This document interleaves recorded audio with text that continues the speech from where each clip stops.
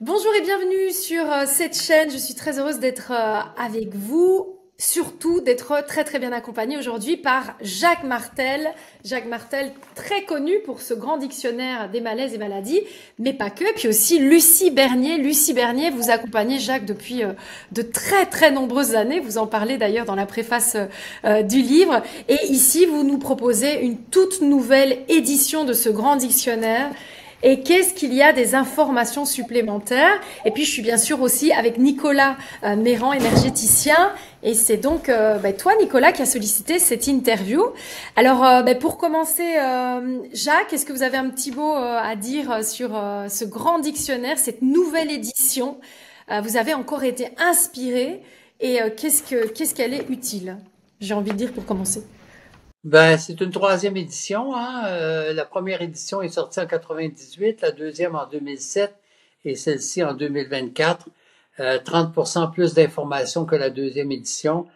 C'est vraiment une réalisation exceptionnelle au niveau énergétique. On passe, si on regarde la diapo 6, là, on a l'échelle de Hawkins qui est de 0 à 1000 et la deuxième édition était à 530 et la troisième édition est à 740 au niveau de l'illumination.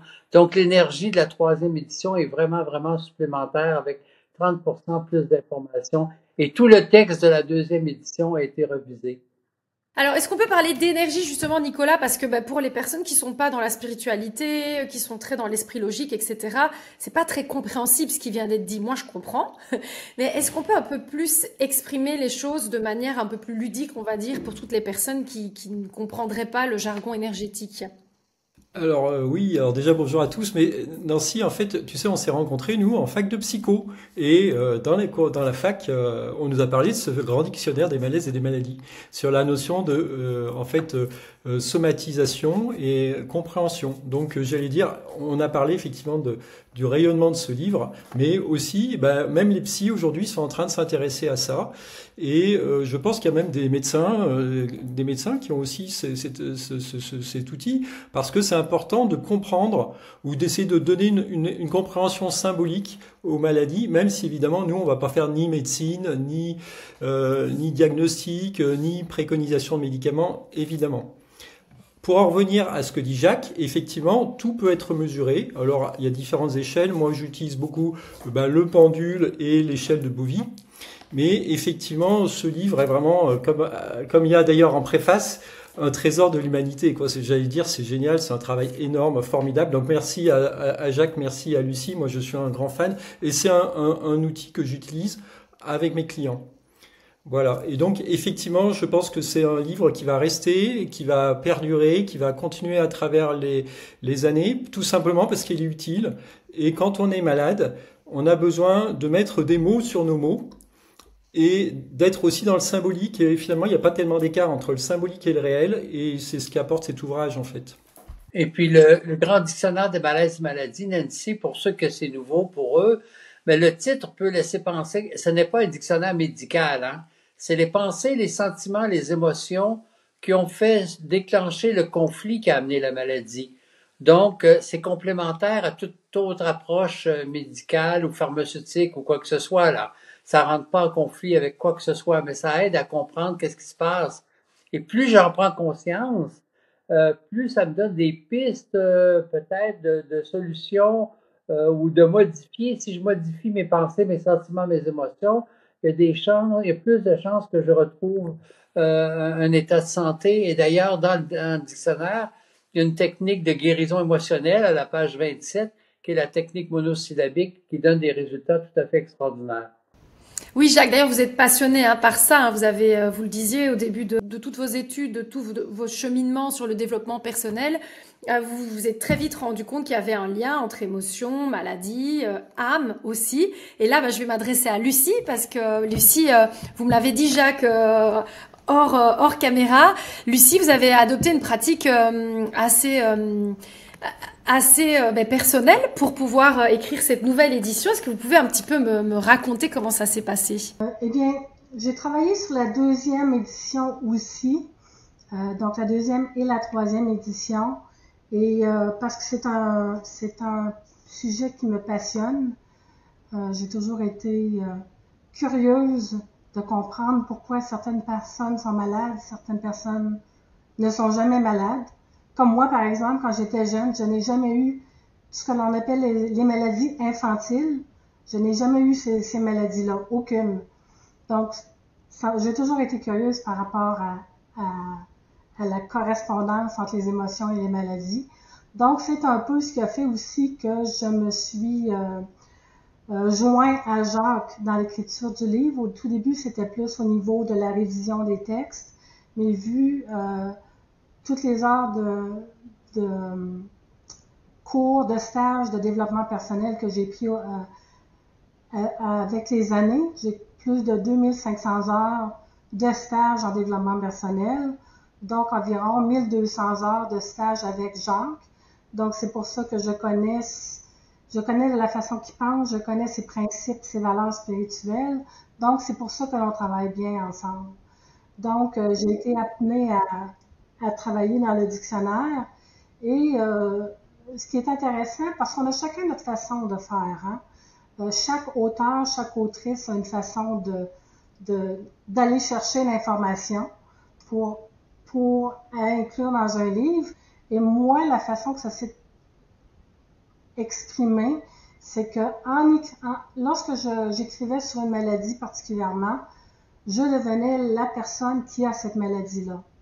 Donc, par exemple, si je travaillais sur la maladie, le diabète, je devenais la personne qui a le diabète. Donc, je me retrouvais avec les émotions, les sentiments et même les pensées qu'une personne qui a le diabète peut avoir. Donc, ça m'a donné un avantage dans un sens.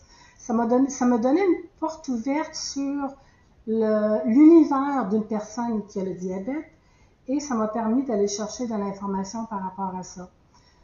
Heureusement aussi, j'avais une pratique, j'avais des clients en consultation et j'ai eu souvent le privilège d'aller confirmer les informations que je recevais parce qu'au début, je me disais, oh, ça vient d'où? Est-ce que j'assume que ça serait ça, effectivement? Oui.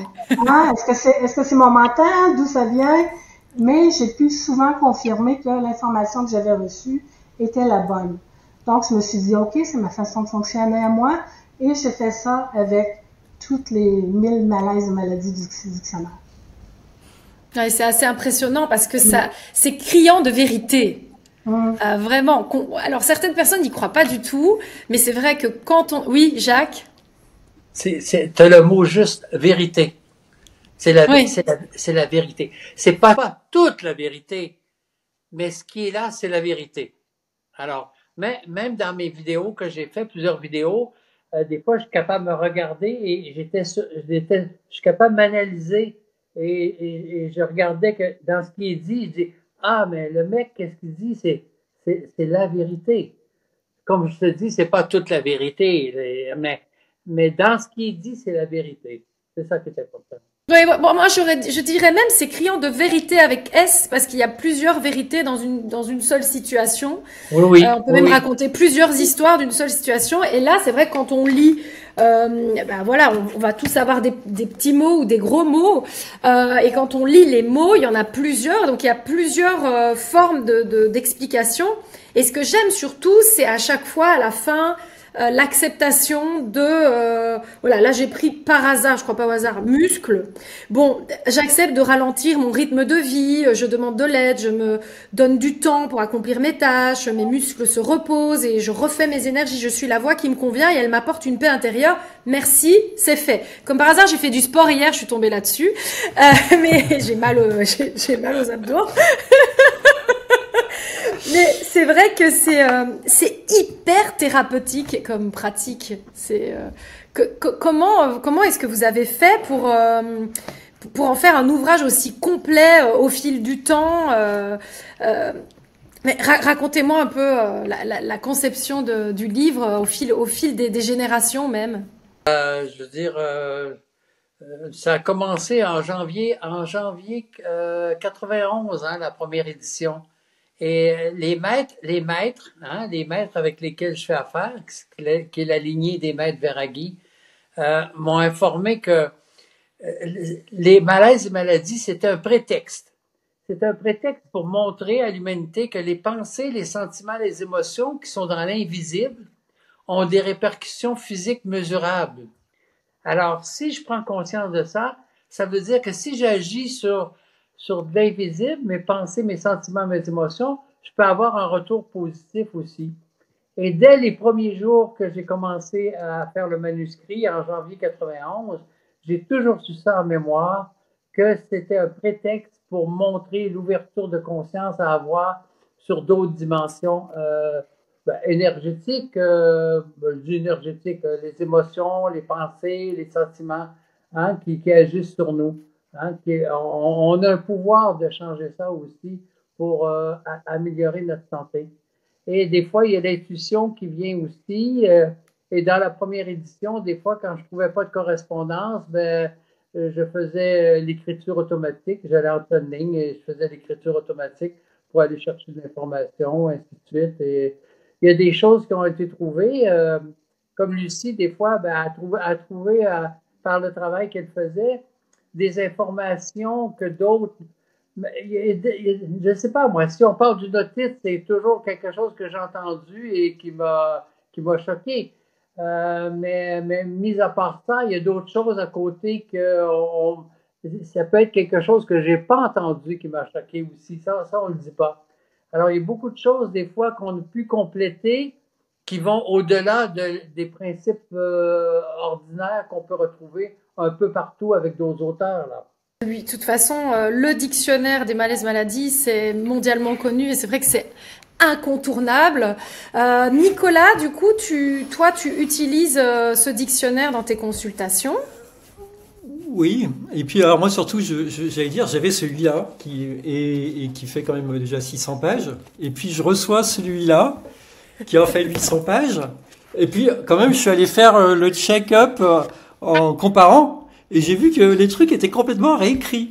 Alors là, moi je me suis dit, incroyable, quoi, c'est absolument incroyable. Déjà le premier, c'était vraiment très bien, et en plus écrit peut-être de manière plus lisible, plus fluide, plus simple. Donc c'est plus simple, mais il y en a plus. Va comprendre. Ouais. Moi, je trouve ça vraiment... Ça, Nicolas, c'est un grand travail que Lucie a fait parce qu'elle s'est rendue compte au fil des années qu'elle travaillait pour des revues, de faire des articles pour des revues. Et elle s'est rendue compte, elle dit, Jacques, des fois, quand je prends une phrase et je la change de place dans le paragraphe, ça augmente le taux énergétique de l'information. Ah, c'est intéressant. Et au travers de toute la deuxième... Le livre que tu as montré, c'était la deuxième édition. Au travers de toute la deuxième édition, ce travail-là a été fait. De repositionner parfois une phrase, un mot, tout ça, pour augmenter le taux vibratoire, qui fait qu'actuellement, le taux vibratoire, les maîtres me l'ont confirmé, c'est l'équivalent de la Bible. Oui, j'allais dire, c'est une Bible, en fait, des mots. Exactement. Oui. Et moi, j'avais demandé par rapport à ça, moi, j'ai jamais utilisé le mot Bible pour le livre. Jamais, c'est écrit. Et quand j'ai dit ça à mon thérapeute, il dit, oui, mais Jacques, parce que, il dit, tu sais, il y a des gens, je savais pas, là, il y a des gens qui utilisent la Bible comme un outil de guérison, par la lecture. Mais moi, je savais pas ça. Moi, je me disais toujours, comme c'est le livre qui est le plus vendu sur la planète, je veux dire, j'ai été intéressé de savoir que c'était l'équivalent de la Bible. Je me dis, ça va probablement être le livre le plus vendu sur la planète aussi. Oui, il y a la lecture qui crée beaucoup d'exemplaires. Il y a la lecture qui est une thérapie, les métaphores aussi. Et il y a aussi la puissance de la prière. Nicolas, tu m'en parlais il n'y a pas très longtemps. Oui, bien sûr. Qui remonte l'énergie. La puissance de la prière, on peut la mesurer au pendule. Moi, je la mesure au pendule. Là, tout à l'heure, j'avais une cliente qui avait beaucoup de fuites énergétiques. Alors moi, je suis aussi un inconditionnel de l'autre bouquin que vous avez, j'allais dire, coécrit. Alors pas tout à fait, parce que c'est Lucie qui l'a écrit. C'est les petits bonhommes à allumettes, évidemment. Et en fait, moi, j'utilise ça. D'abord, j'identifie au pendule les fuites qu'ont les gens, les fuites énergétiques. Et après, je leur demande de faire des petits bonhommes allumettes sur les thèmes pour neutraliser. Et ça marche très bien. Et après, on voit qu'il n'y a plus de fuites. Et donc, effectivement, des gens qui ont la prière, ça neutralise déjà les fuites. On peut le mesurer avec le pendule, ce qui est absolument incroyable. La technique Voilà. des petits bonshommes allumettes, Nicolas, c'est un cadeau à l'humanité, hein. Ah, c'est extraordinaire. Oui. J'utilise ça Et beaucoup. ça vient de mes vies passées, ça, comme moine tibétain.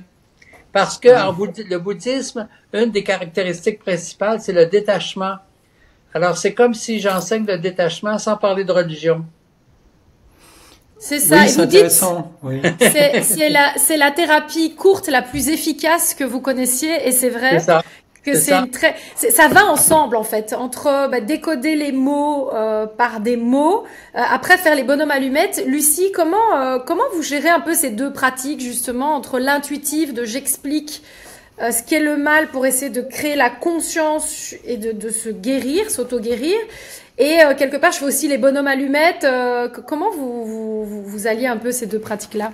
C'est très simple par rapport les bonhommes allumettes et une maladie, par exemple, ou un malaise.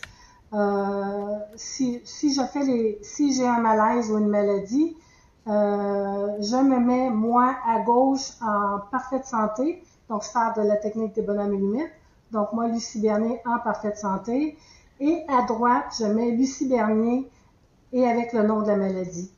En fait, je pensais qu'on devait faire un rectangle à chaque fois qu'il y avait une situation, mais on peut aussi faire un personnage, enfin nous en deuxième avec Oui, la donc situation. à gauche en parfaite santé et à droite le nom de la maladie. Je peux exagérer le plus possible le nom de la maladie. Je sais pas, moi si j'ai la grippe, comme là présentement je suis encore un peu grippée, je peux écrire Lucie Bernier avec la pire grippe que je connaisse. Donc le positif à gauche et le négatif à droite. Et ça a des bienfaits thérapeutiques que vous pouvez expliquer au niveau des consultations, par exemple, que vous avez déjà eues? Ben, ça permet, c'est pas ce qui arrive aussi, c'est que le fait d'être malade, je peux avoir un cadeau avec une maladie. Et ça, c'est pas expliqué à bien des endroits.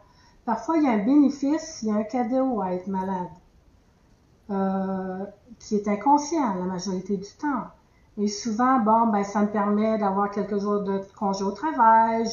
Je veux pas le demander, mais maintenant que je suis malade, je peux avoir un congé payé. J'ai plus d'attention des gens qui sont autour de moi. Donc encore là, tout ça c'est inconscient, mais le bénéfice est là, le cadeau. Donc le fait de faire cet exercice-là avec les bonhommes allumettes, même inconsciemment, je laisse aller, j'accepte de laisser aller le cadeau qui va avec la maladie. Donc en laissant aller le cadeau, j'ai plus de chance de guérir. Oui, on parle souvent de bénéfices cachés dans une situation un peu difficile et aussi de cadeaux mal emballés. C'est vraiment dire, bah, en fait, si on arrive à comprendre pourquoi il se passe ceci ou cela, ça nous transforme, ça nous métamorphose. Et là, on peut effectivement tout d'un coup guérir. D'ailleurs, Jacques, vous expliquez que vous avez eu pas mal de maladies et vous expliquez bien dans le livre que dans une même famille, certains enfants vont avoir des soucis de santé, d'autres pas, alors qu'ils sont dans le même environnement, mais qu'en fait, tout dépend de nous, en fait, de comment on gère une situation, quelle perception on a d'une situation, et c'est ce qui va faire que certains vont être malades ou pas, et c'est ce que vous avez étudié pendant de nombreuses années pour finalement arriver à décoder les mots par des mots de manière assez efficace, vous le dites en conférence notamment. C'est toujours une question d'interprétation. Un événement qui va arriver, même dans ma famille, par exemple, je sais pas moi, un événement peut me perturber beaucoup, alors que mon frère ou ma sœur, ça le perturbe pas du tout. Ça dépend de notre personnalité, ça dépend des situations sur lesquelles on est fragile ou pas.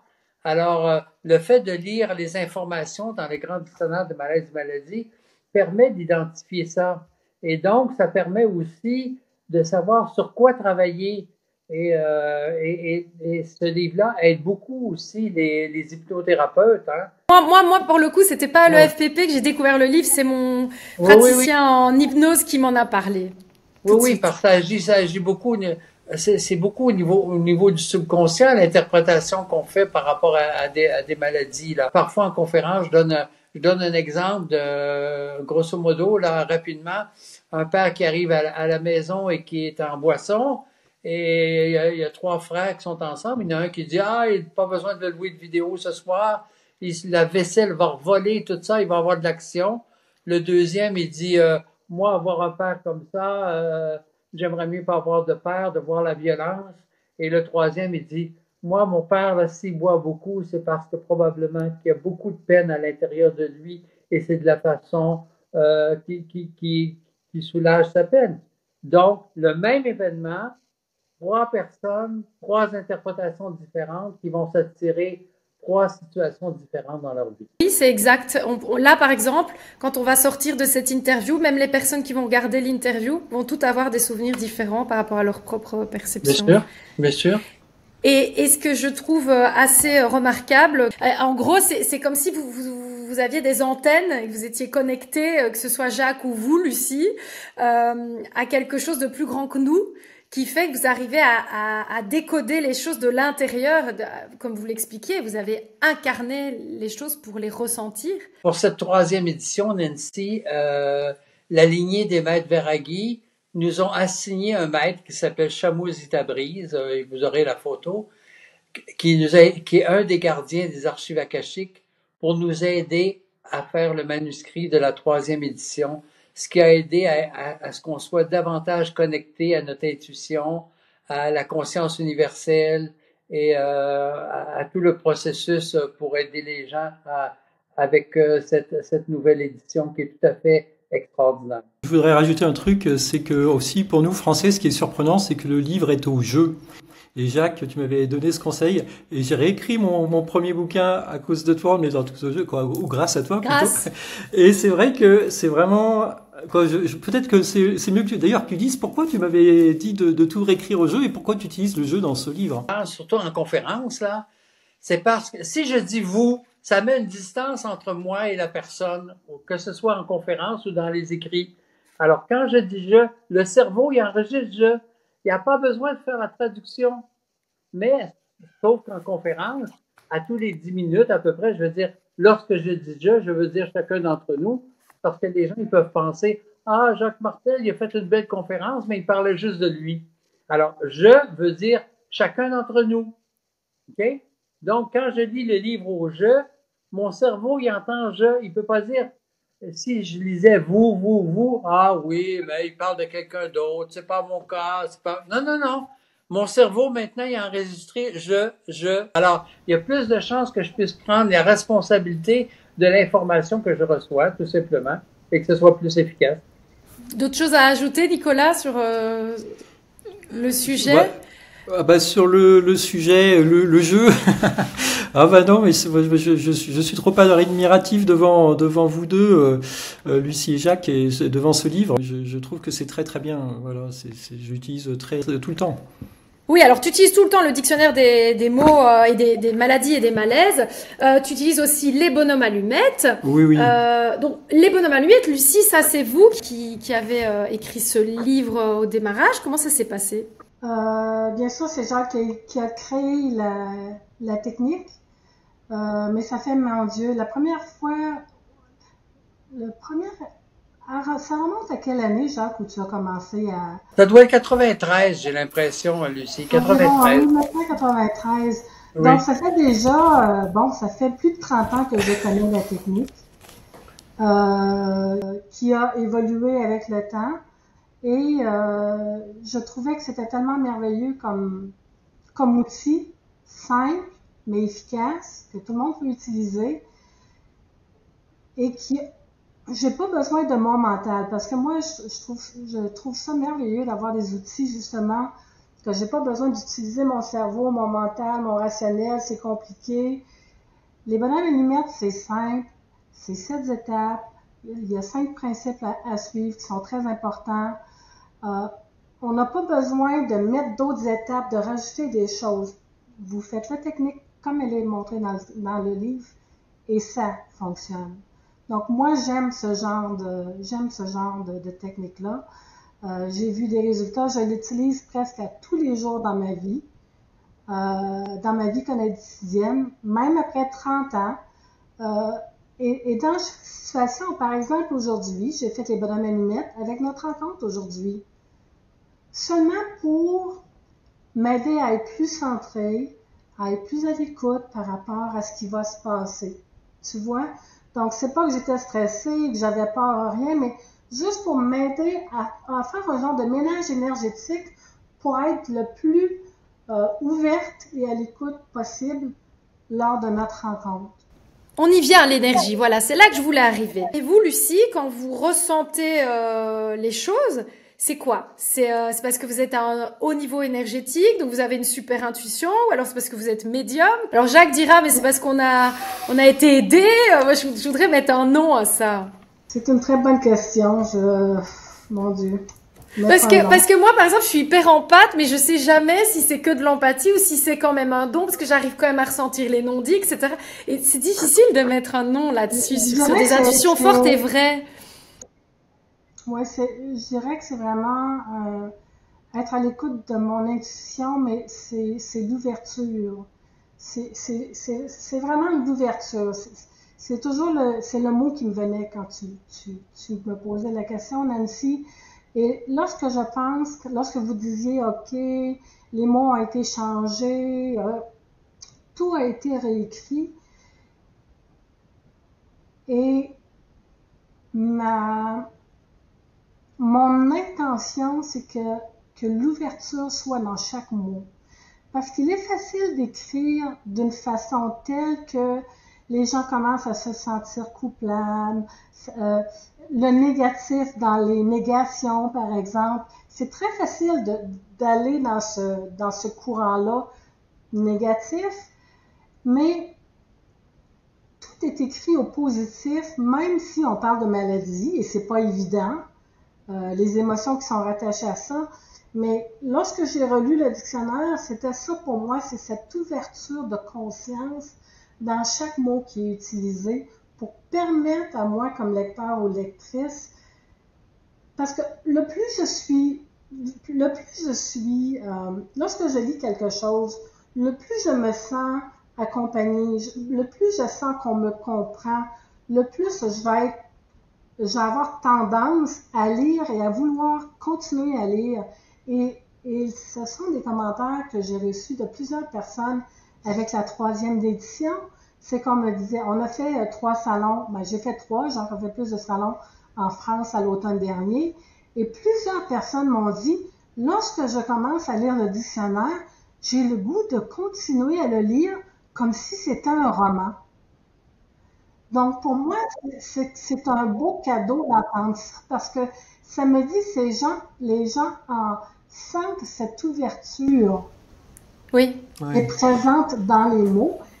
Et en tout cas, ça m'a surpris d'entendre ces commentaires-là, mais c'est un beau témoignage et ça me dit, OK, mission accomplie, ce que je voulais accomplir a été accompli. Oui, moi je pense qu'aujourd'hui, en fait, ce travail contribue juste à faire passer de l'inconscient à la conscience les problèmes. Et en fait, à partir de là, la moitié du travail est fait. Voilà. Et puis après, je pense surtout que ce que vous avez fait, c'est ce que j'ai appris en Reiki au départ quand j'ai commencé ma reconversion professionnelle. Ma prof Babette Ventroux m'a dit, tiens, va faire du Reiki. Et en fait, en Reiki, qu'est-ce que j'ai fait? Donc je sais que Jacques a fait du Reiki. Alors Lucie, je sais pas pour vous. Oui. Mais en fait, aussi, voilà. Et en fait, en Reiki, qu'est-ce qu'on fait? On commence à nettoyer sa vie. Toute sa vie. Alors un petit peu d'abord, et puis après un peu plus, après, et puis tout. Et en fait, ce livre permet exactement de faire ça. Et puis après, alors moi je le fais aussi maintenant avec le magnétisme. Et finalement, du coup, quand on fait ça, on retrouve son énergie vitale. C'est la fameuse libido de Freud, sauf qu'on l'appelle énergie vitale, voilà. Et du coup, la grosse différence, c'est qu'on va reconnecter avec son intuition. Et c'est ça qu'on fait. Et c'est ça que font d'ailleurs tous les gens qui sont à la tête de nos sociétés, quoi. Alors ça veut pas dire que c'est les puissants, quoi, mais les gens qui sont des créatifs, etc., etc. La grosse différence par rapport aux gens lambda, c'est qu'ils sont connectés à leur intuition. Et plus on travaille sur soi, et d'ailleurs c'est pour ça qu'ils font de la psychothérapie beaucoup, ou du coaching, du développement personnel, et ça leur permet d'être en haut, tout simplement. Et puis, les autres, ils rament. Donc, c'est plus compliqué. Alors, tout ça, c'est encore énergétique. Jacques, si vous deviez écrire, et après, je poserai la question à Lucie, bien sûr, une édition sur les mots et l'énergie, ça donnerait quoi, du coup? Est-ce qu'il n'y a pas un lien énorme aussi entre les deux? Est-ce que travailler son énergie va pas contribuer à ce qu'il y ait moins de mots?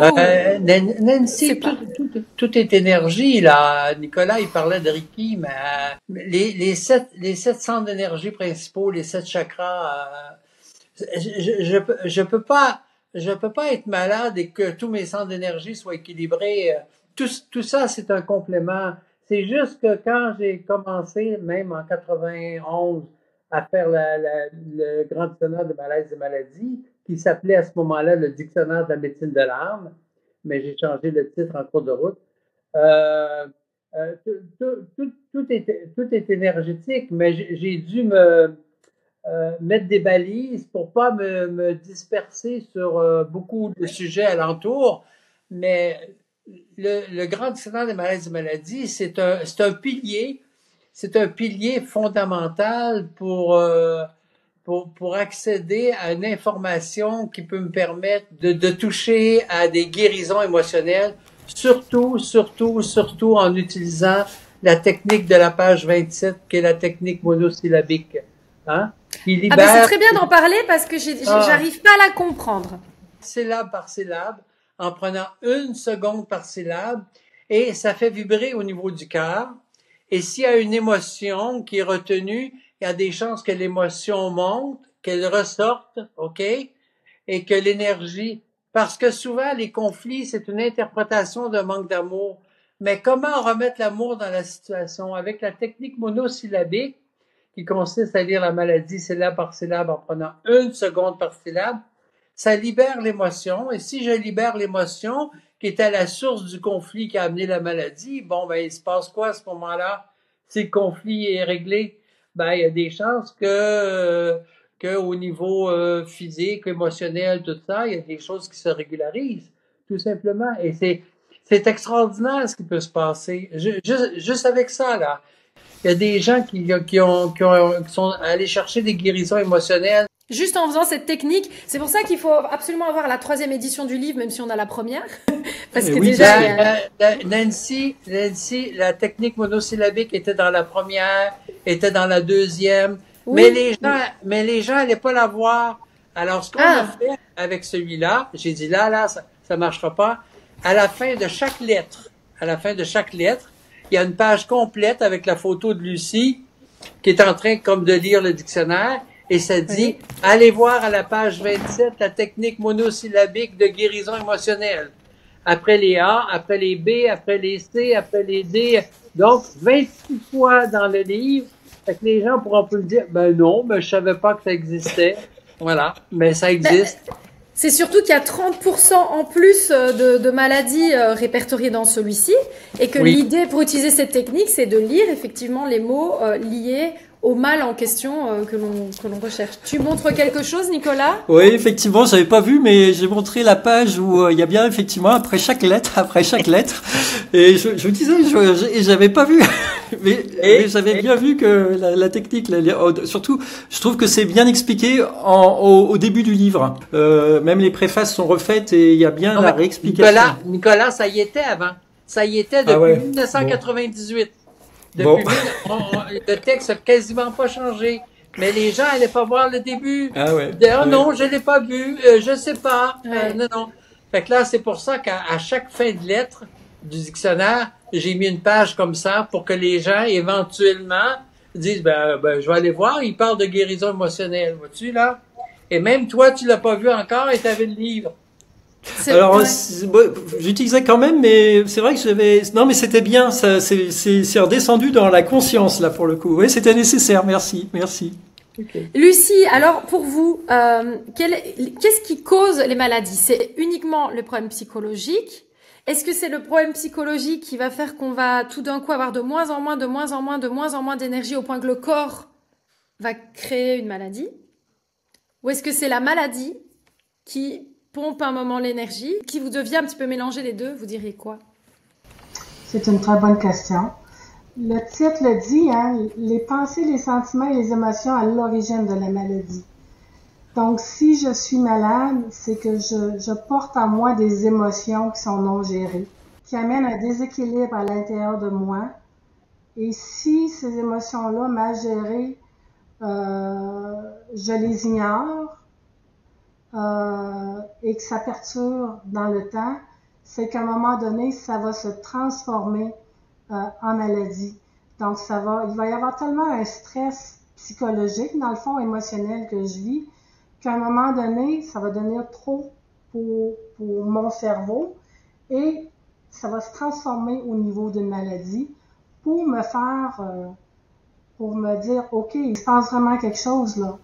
Parce que souvent, Nancy, lorsque je suis malade, chacun d'entre nous, souvent on a déjà eu des indications qu'il se passait quelque chose. Si on est vraiment honnête avec soi-même, souvent c'est des situations qui se répètent dans ma vie, mais que je ne veux pas que je mette de côté, que je mette de côté, que je mette de côté. Ça pourrait être aussi simple que j'ai besoin de prendre du repos et je prends pas de repos. Mais à un moment donné, qu'est-ce qui va arriver? Ça va être trop, je vais devenir malade. Donc, je l'ai eu l'information, mais je l'ai mis de côté. Donc, c'est pour ça que c'est important de toujours s'écouter lorsque j'ai de l'information comme ça qui vient pour moi. Mais encore là, il y a tout le fait de aussi, OK, le diabète, je parlais du diabète tout à l'heure, bon, ben c'est une tristesse profonde. Donc, elle est apparue quand, la maladie? Et ça, à la page, vous l'avez à la page 25, comment utiliser le dictionnaire. Donc, Oui. ça a été ajouté. Comment utiliser ce dictionnaire? Donc, si j'ai un malaise ou une maladie, bon, j'écris son nom et ses symptômes. Quelles parties de mon corps sont affectées et quelles sont les fonctions de cette partie du corps-là? À quel moment les symptômes sont-ils apparus? Parce qu'habituellement, lorsque le diabète apparaît dans ma vie, dans la vie de la personne qui a, voilà, merci beaucoup, c'est qu'il s'est passé un événement particulier où j'ai vécu cette tristesse profonde. Est-ce que c'est le départ de mon conjoint, de ma conjointe? Est-ce que le décès d'une personne qui m'était chère? Donc, il y a eu un événement qui s'est passé qui a fait que la maladie s'est manifestée. Donc, ici, c'est un genre de protocole pour se poser les bonnes questions, pour m'amener à prendre conscience davantage de d'où vient la source de cette maladie-là. Alors, je peux faire ça en premier et par la suite, je peux aller lire le texte par rapport au diabète et bien sûr faire la technique monosyllabique, donc sil, la, b, a, sil, la, b. Mais c'est tout le texte parce que certaines personnes nous disent « Ah, je fais juste lire le paragraphe positif à la fin en monosyllabique. » Et c'est pas ça. C'est tout le texte de la maladie, incluant le dernier paragraphe qui est en positif. C'est ce protocole-là à suivre pour utiliser au maximum le dictionnaire. Jacques, vous l'utilisez vous-même, le dictionnaire? Quelle a été la plus grande révélation pour vous dans votre vie personnelle ou dans votre vie en tant qu'accompagnant? Ben, c'est de prendre davantage conscience que tout est relié, hein? Que le pont entre les pensées, les sentiments, les émotions et le physique est relié. Et la maladie se déclenche quand je suis en surstress. Quand je suis en surstress psychologique, mon cerveau, il y a des milliers d'années, il a enregistré que j'étais en danger de mort parce que je risquais de ne pas avoir tous les moyens de me protéger. Alors, il change le surstress psychologique en un stress biologique sous forme de maladie pour libérer mon cerveau de 99% du stress dans une optique de survie de l'espèce. Alors, c'est pour ça que ça arrive. Alors, c'est toujours quand je suis en surstress. Je peux vivre du stress dans ma vie, mais si je suis capable de gérer, ça va. Mais si je suis en surstress, ça a des chances de basculer dans la biologie.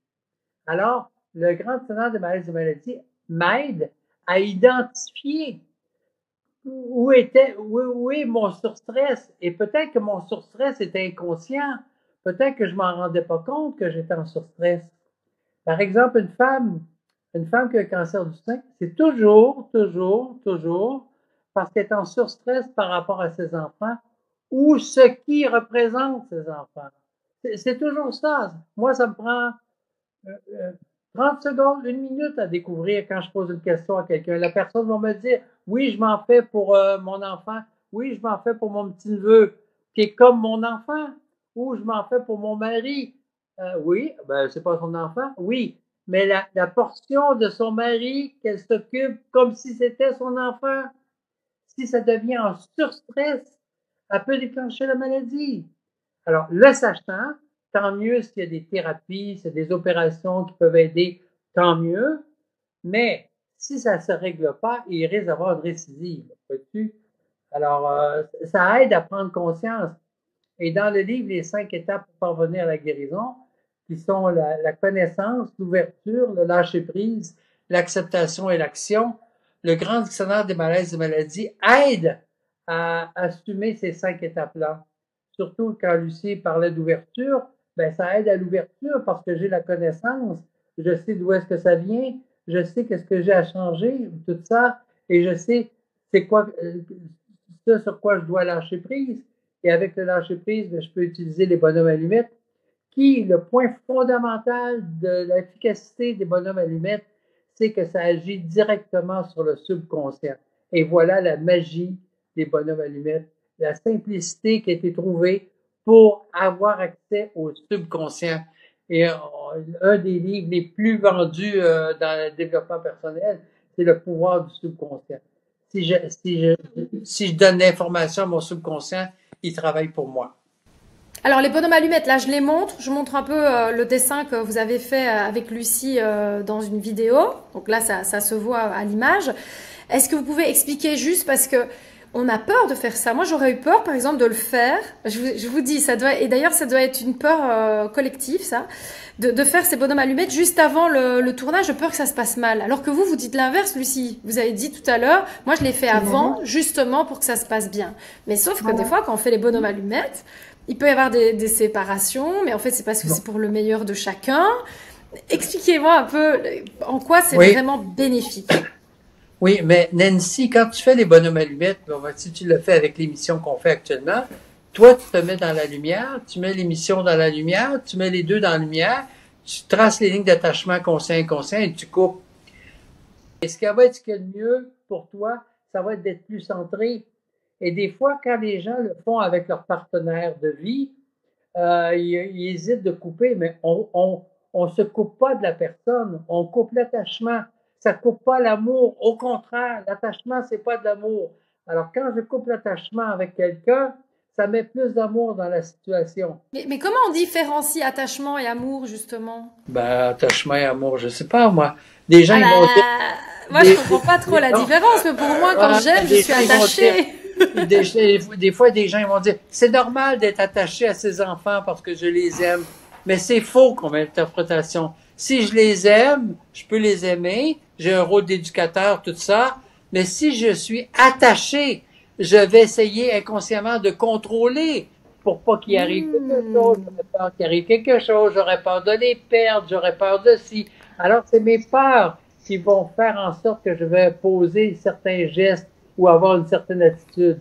Alors que en coupant l'attachement, ben, je suis dans l'ouverture, je peux les protéger quand même, je veux leur mieux-être, je veux ce qu'il y a de mieux pour eux, tout ça. Alors l'attachement, c'est pas positif, c'est négatif. Lucie, vous confirmez? L'attachement, c'est du contrôle. Oui, c'est ça. Il y a toujours du contrôle dans l'attachement. Il y a toujours du contrôle. On n'est pas habitué de penser comme ça, Nancy.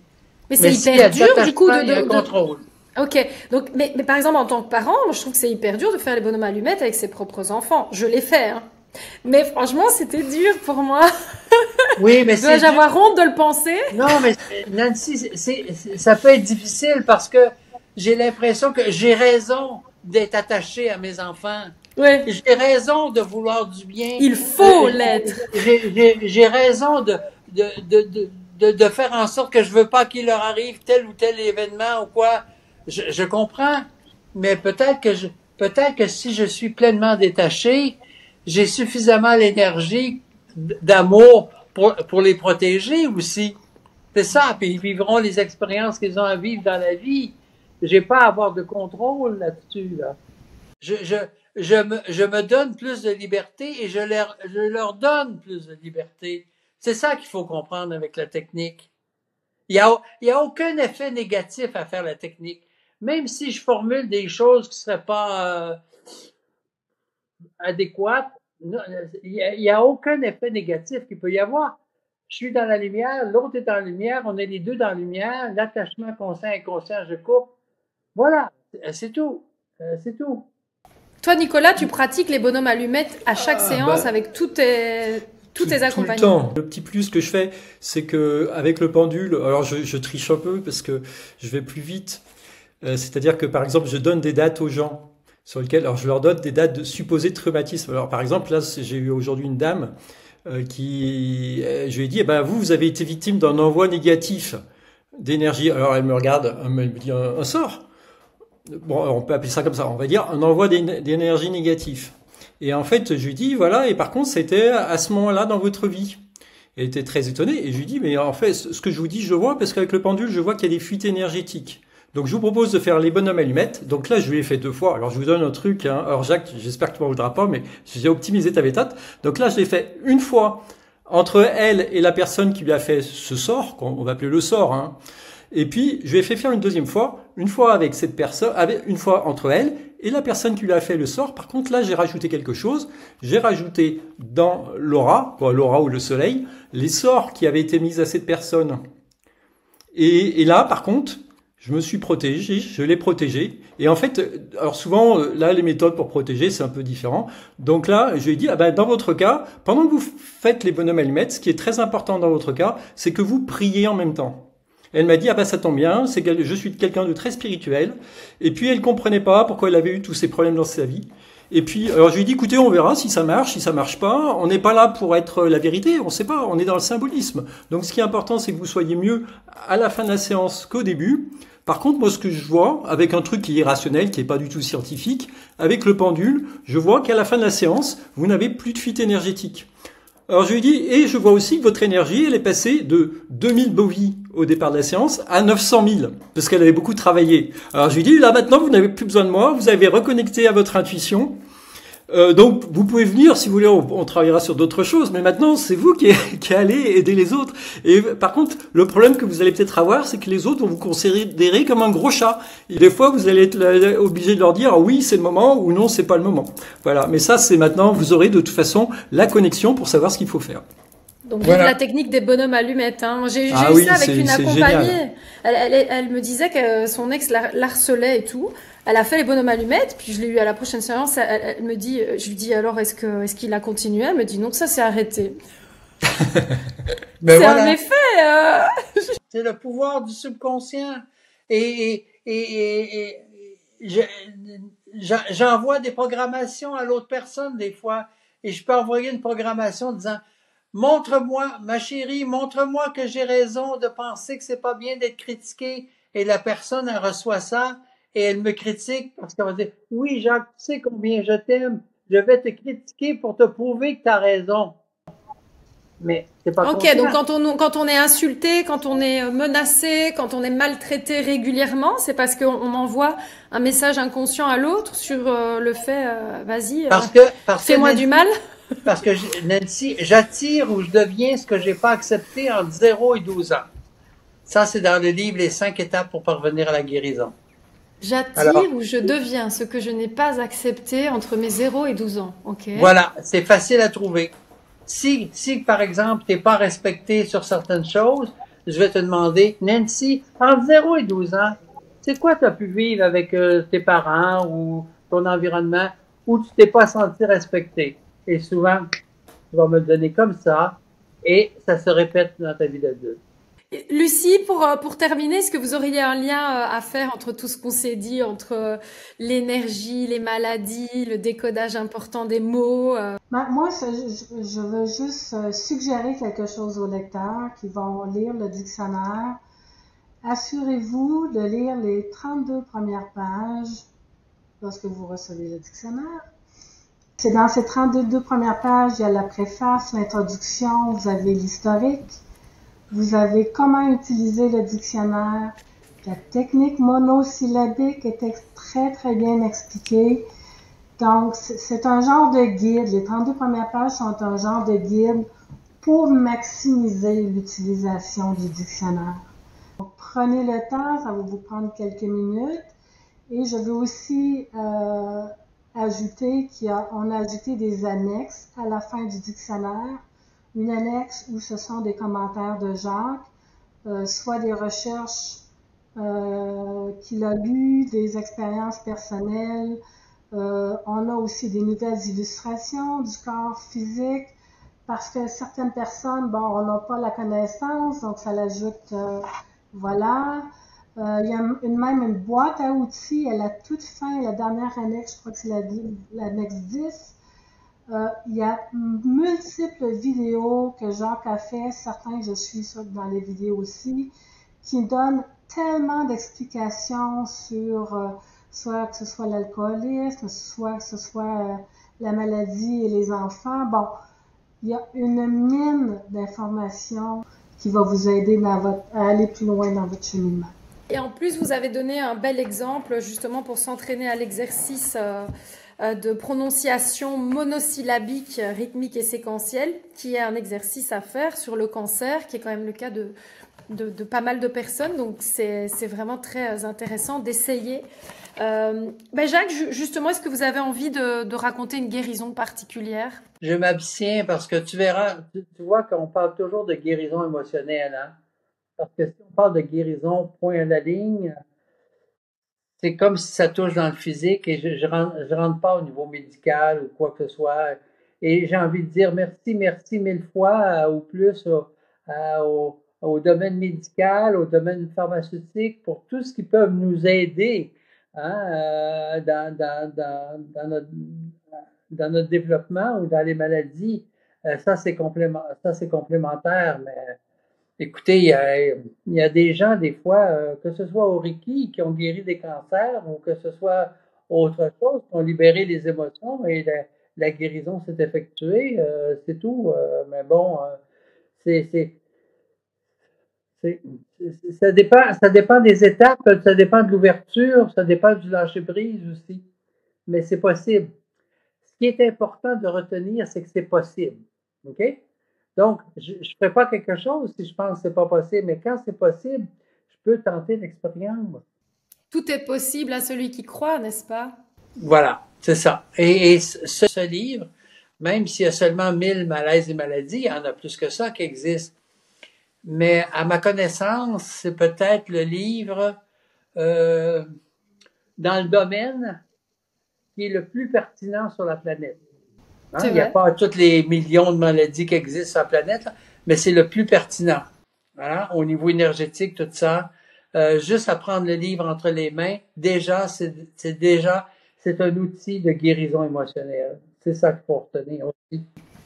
C'est comme un peu quand on achète des dictionnaires pour traduire les rêves et tout ça, celui-ci, il faut l'avoir en fait. C'est comme un Larousse. Enfin, voilà, c'est un essentiel. Tout le monde doit en avoir. Et tous les thérapeutes devraient avoir au moins ce livre-là en référence. Nicolas? Ouais. Oui, moi je pense surtout que c'est vrai que quand on va à l'hôpital, on devient patient, on perd un peu la propriété de son corps. Et je pense que ce livre-là, il a le mérite de nous permettre de nous réapproprier nos émotions. Et d'ailleurs, en fait, c'est jamais le thérapeute qui donne la guérison, c'est le malade qui, à un moment, va se dire, bah tiens, je vais me prendre en main. Et voilà. Et donc en fait, nous, quand on a des gens qui viennent nous voir, on fait rien. C'est le malade qui va éventuellement guérir si c'est décidé comme ça pour lui. Voilà. Donc grâce à ce livre, on peut reprendre en main un peu sa destinée quelque part sur ces problèmes. Donc c'est vraiment très très intéressant effectivement. Oui, ça explique pas mal de choses. Et par exemple, moi, je suis sujette aux migraines et maintenant, comme j'ai identifié que c'est une situation, c'est vraiment par rapport à une situation qui pose problème, mais juste le fait de me dire, maintenant que je sais, dès que la migraine sort, je dis, ok, qu'est-ce qui m'a posé problème? C'est ça. Okay, faut aller voir du côté de souvent, faut aller voir du côté de la sexualité. Ben non, enfin. Ah ouais? Mais Nancy, je veux dire, hein? Des fois, les gens vont dire, mais non, ça va très bien. Mais quelqu'un, vois-tu, ce qu'il peut avoir dans l'inconscient, je sais pas moi, si je suis une personne qui a 35 ans, par exemple, ça va très bien avec mon ami, ça va très bien. Oui, mais peut-être que je me dis, oui, mais comment ça se fait que ça a pris 35 ans pour que ça aille bien? Et que j'ai eu des soucis avant. Vois-tu, là? Donc, il peut y avoir une frustration, même si actuellement ça va bien. Coupé. Allez, c'est bon, là, c'est en train de partir en sucette, là. En sucette, voilà. En sucette. Marie, elle me les sucette. Bon, sur ce, on change d'émission à sexologie maintenant. MST, IST, enfin voilà. Bref, en tout cas, c'était un bonheur d'être avec vous pour parler de ce précieux livre. J'avais mis une story sur les réseaux sociaux disant que je faisais cette interview, évidemment. Ah, c'est mon livre préféré. Enfin, les gens adorent, tout le monde le connaît.